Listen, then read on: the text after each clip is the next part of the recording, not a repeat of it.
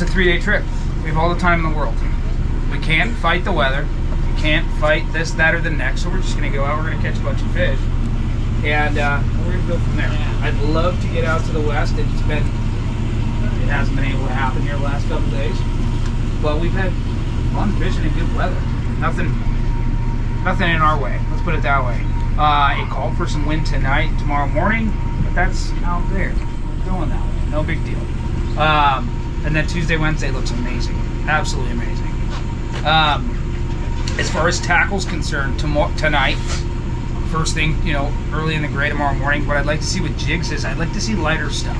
I don't want to see big, huge 400 and 500 gram rip rollers and all that stuff. That's made for deep water fish. When the fish is running around at 300, 400, 500 feet, we're looking for 300, 400, 500 gram lures. When this stuff's running around from 100 to 200 feet, we should be fishing 100 to 200 grams.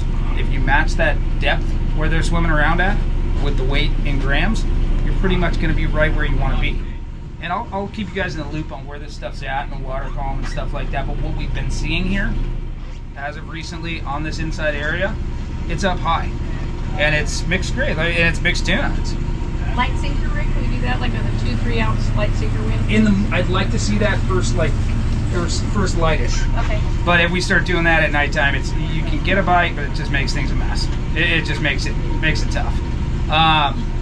We want to make sure that when we're fishing these jigs, it doesn't matter whether we're fishing heavy ones that go down deep. They don't do nothing until they get to like 300 feet. That resistance on the line against the jig is what actually creates that kick.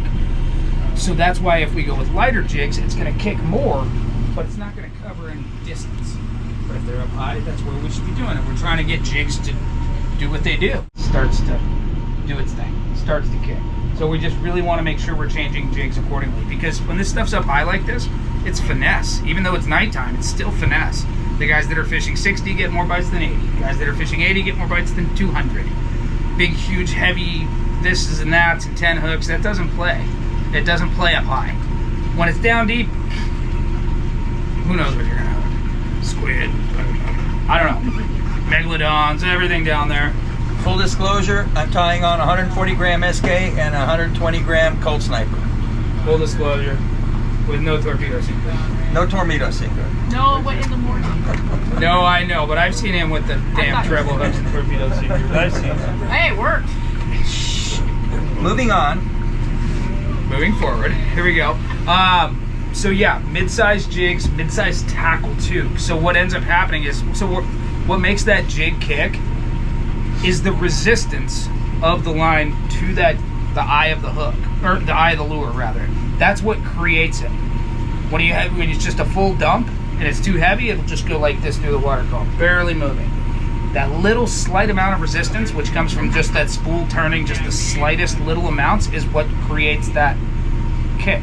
What ends up happening is guys will fish too big of reels because it's nighttime. And what ends up happening is now you have a big spool that actually has to turn over for that lure to start doing it, that freedom it needs to kind of kick around. So if you have too big of a reel and a small jig, you're not going to catch anything either. So you need to kind of really just step up and down throughout as you go with it. Lighter tackle, lighter lures, lighter reels. You can get away with 80 pound. I mean, everything has 80 pound braid. Now bass tackle comes out here, it's got 80 pound braid on it. Let's not overdo it. Let's not overthink it, okay? Smaller jigs, lighter tackle, all that stuff. I will tell you when I start seeing these big red worms and all that, where you guys are gonna get roped when you're fishing with mid-sized tackle. And by that point, it's usually down at 300-400 feet. It's a whole different deal. If you guys don't have, and you know what, 200 and 300 grams, that'll work as well. If that's what you have, that's fine as well. But if you want to be like I like to be, like 10 out of 10, perfect, just moving up and down throughout stuff, that's where I like to be at. I would be fishing 150, 120, something like that.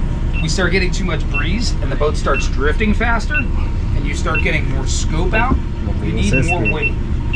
That's the only thing we have to offset with tackle, with the jig weight, is that when the boat is drifting faster and you start getting that angle out, your jig's doing the exact same thing as fishing too heavy. It's doing nothing for you. A perfect jig is straight up and down, doing exactly what it's supposed to do through that piece of water we're trying to fish. 150, 100, 200, just 1 to 200, something like that. As far as tomorrow morning's concerned, we'll just see where it goes. This last trip we had, yesterday we drifted from 3 a.m. until 6 o'clock last night. Nice. We had fish hooked up the entire time. Sometimes we had 10 going, sometimes we had very, very, very good opportunity. But the guys that change with as that pace goes are the ones that are going to do the best. At the end of the day, whoever fishes the most baits catches the most fish every day of the week. I don't care if you spine hook it. Honestly, most of that doesn't even, yeah, it does matter if you want to get to 10 out of 10. But if you just keep changing your bait out, by 9 o'clock tomorrow morning, it's going to just be second nature. Just fresh one. It's the only difference between guys that end up with 10 and guys that end up with 2. It's just bait after bait after bait after bait after bait after bait. Tomorrow and the next few days, I'm going to show you guys how to butt hook. I'm not going to go into that right now, but I will show you guys how to do it. Easiest way possible. And please, at any point during this trip, do not hesitate to ask us. It's what we're here for. I know in the 80s and 90s they were just smoking Marlboro Reds and drinking Red Bulls and all that, but guys are really the two things that we can take care of right now. They should not be an issue at all, ever. Like, oh, I broke one off, my connection failed. You can check that right now. I'll check it for you. My guys will check it for you. Everybody can check it for you. Because anytime you tie something on, absolutely reef on it. Because failures happen at like 12%, not 99%. Failures happen like that. Boop. It happens all the time. That's where fish go away, and then drags. Guys are trying to fish drags too tight. The thing with drags is this goes back to 9th grade physics. Force equals mass times acceleration. Their mass is their size. Their ability to accelerate, that's their acceleration, not 90 miles an hour, but their ability to go from 0 to 60 on a dime. That's what breaks the line. Very fast, very quick. Their ability to accelerate goes away. The longer they're on, that's their stamina. The longer that they're hooked up, the less ability they have to, I mean, you want to see me do a 40-yard dash? That'll be my best one. Tell me to turn that way and go do it again, I'm gonna probably fall on my face. Same thing happens with fish. They just get hammered on. They get banged away on. They lose that ability to burst, to break that line. And that's what breaks it, not slow, steady, over and over and over. Those are chew-offs. When it's just been, that's just time going across the fish's face. Give them a little bit more respect right out the gate, and you'll land damn near everything you hook. Let them take some line. Let them be assholes out there. This is where all the problems are. Enjoy it for a minute. You know, it's honestly, everybody, I gotta get this one in so fast so I can get another one. You gotta get that one first. That one first. One at a time. That's how they build Rome. One brick at a time. Catch that one. Check your tackle. Check your connections. Check all your stuff. Check your drag. Now I'm going for number 2. And that's how we end up getting to where we want to be. I'm gonna do this all night. Any questions?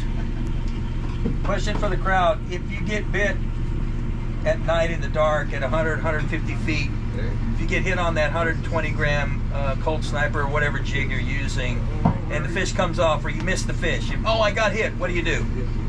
Jump in the net. Put it in free spool, drop. Don't wind up. If you're not going to get tangled into other people, if you're not going to interfere with someone who's got a fish on, and you get hit, and you miss the fish, go into free spool and drop another 40 feet, and then retrieve. Too bad he's that doctor right hires us. Yeah. He'd be hired in a heartbeat, but you know. Yeah. Same thing. And we get to if we do find bigger fish at some point later at night, although that bite's been pretty dead. If you get hit at 250, 300 feet on a 300 or 400 gram, for God's sakes, drop. One night I caught 12. I got bit. I caught 12. 8 of them were rebites. Okay. Oh, I missed him. Went into free spool. Hook up. Okay. Sometimes it's the same fish. Sometimes they're social animals. There'll be another one. Hey, what's Charlie tuning? Oh, look, he dropped it, and they grab it. Do not wind up if you're hit and you miss a fish. Go into free spool. That's the biggest thing to increasing your yield and fish on the deck. The only thing to be mindful of is if someone's hooked up and they're coming into you, go ahead and get out of the way. You know, what would Jesus do? Is my rule on that stuff. Get the golden rule. You know, get out of the way of the guy who's hooked up. And other than that, you know, let her drop. Take care of the rest of it. Anybody have any other questions? All right, I'm gonna make sure our sardines are. So here's the thing. Oh, we didn't even get into daytime yet. So we're talking about changing baits out all the time. We are picking the bait we have on purpose. It is mid-size bait. This is what this stuff lives on. It survives on 2 to 4 inch bait, tiny little baits. Yeah, they're a bitch to fish. That's not what we're taking. We're taking in between the whole, I got my sardine, can you get the hook in please? And it's not like this. This stuff is absolutely gorgeous. The beauty of this, we get lots of them. Lots and lots and lots. This stuff is fantastic.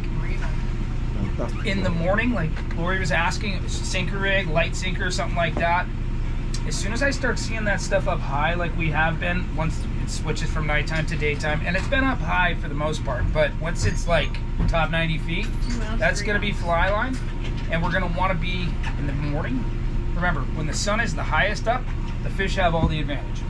When the fish is light, low lighting and stuff like that, that's when we can get away with a little bit more.